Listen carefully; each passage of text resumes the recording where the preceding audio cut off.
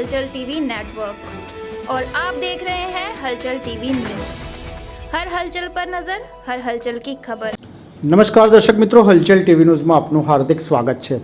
બ્રહ્માકુમારી નડિયાદના સુવર્ણ જયંતિ મહોત્સવ પ્રસંગે બ્રહ્માકુમારી શિવાનીબેન સદા સ્વસ્થ અને ખુશાલ જીવનની કળા ઉપર વક્તવ્ય આપશે। ધર્મ સંસ્કાર અને સાહિત્યની નગરી નડિયાદમાં બ્રહ્માકુમારી પૂર્ણિમા દીદીએ 50 વર્ષ પૂર્વે 1974માં પદાર્પણ કર્યું હતું।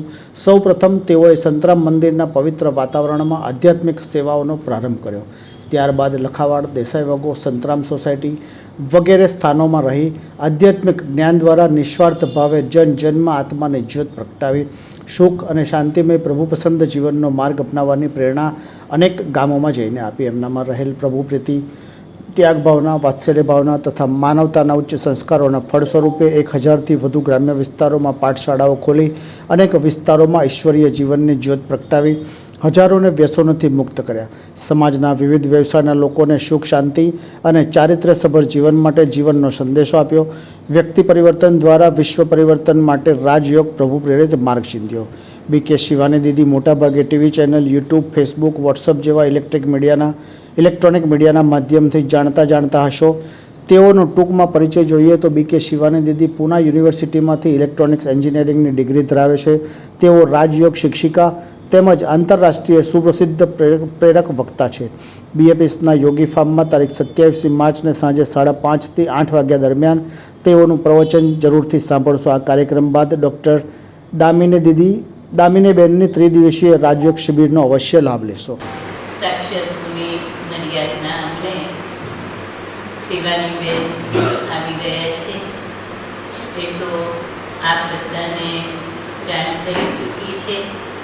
નડિયાદ આપણું સેવા કેન્દ્ર 50 વર્ષ પૂરા કરી રહ્યું છે અને 51મું વર્ષ ચાલી રહ્યું છે।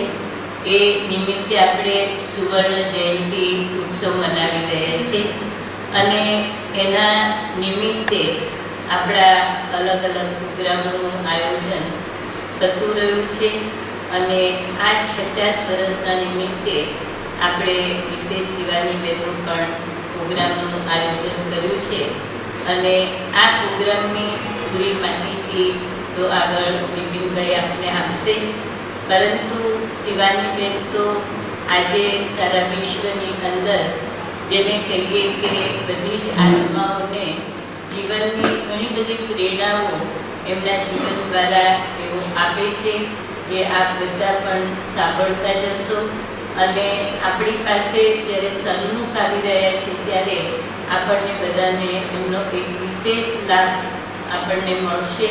તો આજે આ નિમિત્તે આપ બધાને અહીંયા બોલાવ્યા છે, તો આપનો દિલથી આ પ્રભુ શરણમની અંદર હું સ્વાગત કરું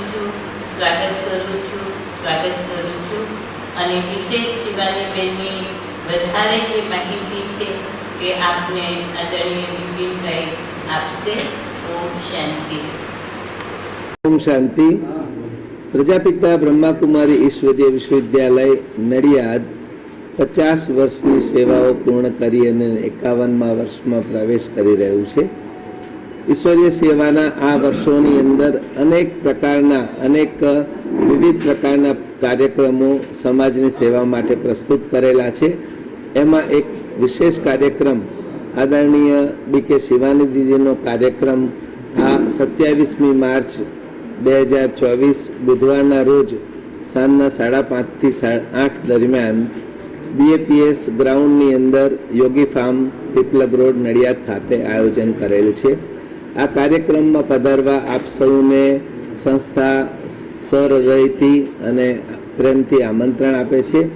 બ્રહ્માકુમારી શિવાનીબેન પોતાના વક્તવ્યથી લગભગ 7.4 કરોડ જેટલા એમના સોશિયલ મીડિયાના ફોલોવર્સને એમના જીવનની અંદર સુંદર રીતે વ્યવહારિક અને વૈચારિક પરિવર્તનની અંદર એમને બહુ જ પોઝિટિવ સકારાત્મક પરિવર્તન કરેલું છે।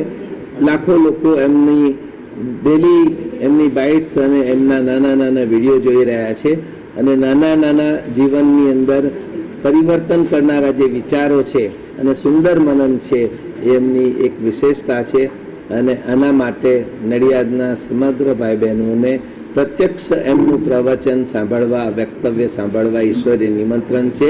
ત્યારબાદ રાજયોગ શિબિરનું પણ ત્રિદિવસીય આયોજન કરેલું છે. ડૉક્ટર દામિનીબેન કે જેઓ ફિઝિયોથેરાપિસ્ટ છે અને સાયકિક હિલર પણ છે અને મ્યુઝિક હિલર પણ છે, તેઓ આ શિબિર કરાવનાર છે.